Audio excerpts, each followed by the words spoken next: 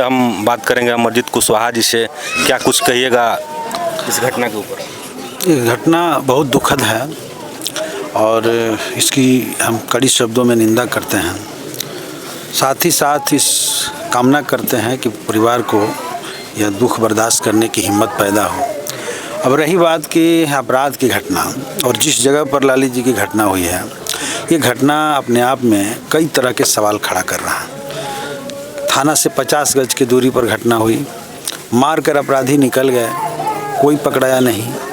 कुछ लोग यहाँ आने के बाद मुझे जो बताया, रात से जो मीडिया के माध्यम से हम सुन रहे हैं, ज़्यादातर बात आ रही है कि थाना से बहुत ही थाना प्रभारी की संलिप्तता, बड़ा बयान था कल अमरजीत अमरनाथ यादव जी का। हाँ, तो ये सब बातें आ रही है। इसकी तो हम लोग मांग कर रहे हैं कि जांच हो कि थाना प्रभारी सच में संलिप्त है, क्योंकि उन्होंने आरोप जो लगाया वो आरोप का दायरा जो है सही के दिशा में जा रहा है। इसलिए जा रहा है कि 50 गज की दूरी पर आके अपराधी मार के चल जाता है, हिम्मत कैसे होता है उसको। और बगल में चेकिंग चल रहा है, उसके बावजूद भी आप हेलमेट नहीं लगाएंगे तो तुरंत चालान काट दिया जाएगा।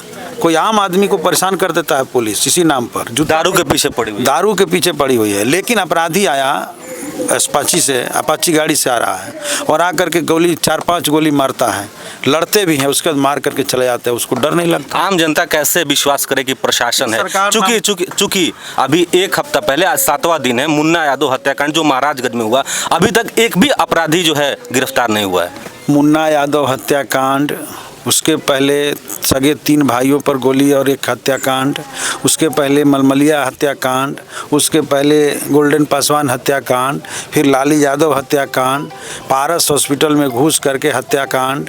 ये पूरे बिहार में हत्याओं का, महिलाओं के ऊपर भी यौन उत्पीड़न का, शोषण का, बलात्कार का पूरा बिहार में तांडव मचा हुआ है। बिहार में प्रशासन नाम का कोई चीज़ नहीं रह गया है। सरकार का इकबाल ख़त्म है और मैं कह रहा हूँ कि सरकार नाम की भी चीज़ नहीं है। इसलिए बिहार की जनता अब विचार कर रही है कि बिहार में बदलाव हो। लेकिन मैं इस घटना में सीधे तौर पर कह रहा हूँ कि इसका उच्च स्तरीय न्यायिक जाँच हो और जाँच करके जो दोषी है उसको सख्त से सख्त सज़ा मिले।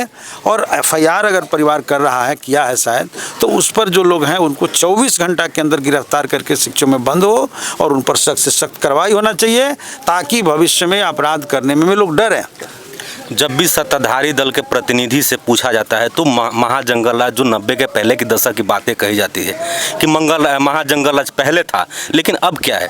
अब तो बोलने के लिए उन लोग से क्या कहा जाए, उन लोग के पास तो कुछ है नहीं। पूरे देश को लूट लिया, बर्बाद कर दिया। केवल एक काम है, दंगा कराओ। हर एक घटना में हिंदू मुसलमान उन लोगों को दिखता है। सत्ताधारी दल लोग के पास तो कोई एजेंडा नहीं है। जनता के लिए न रोजगार देना है नौजवानों को, न जनता को कोई मकान देना है, न सुख सुविधा देना है, कुछ नहीं एजेंडा है उनके पास। जब कोई घटना होता है तो उसको उस दिशा में मोड़ते हैं, और जब अपराध होती है तो पूछा जाता है तो 20 साल पहले उनको याद आता है। अगर 20 साल पहले अपराध था तो बिहार की जनता ने आपको क्यों सत्ता सौंप दिया कि आप ठीक करेंगे? तो आपके राज में उससे भी भयंकर अपराध हो गया, जल्लाद राज का है। हम तो कहते हैं कि ये जल्लाद राज है।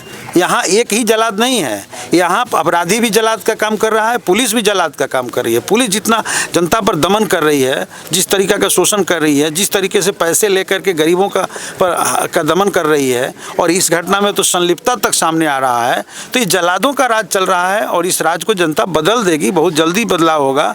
इसलिए हम कह रहे हैं कि इस घटना को हम फिर से कड़ी शब्दों में निंदा करते हैं और अपराधियों को तत्काल गिरफ्तार करने के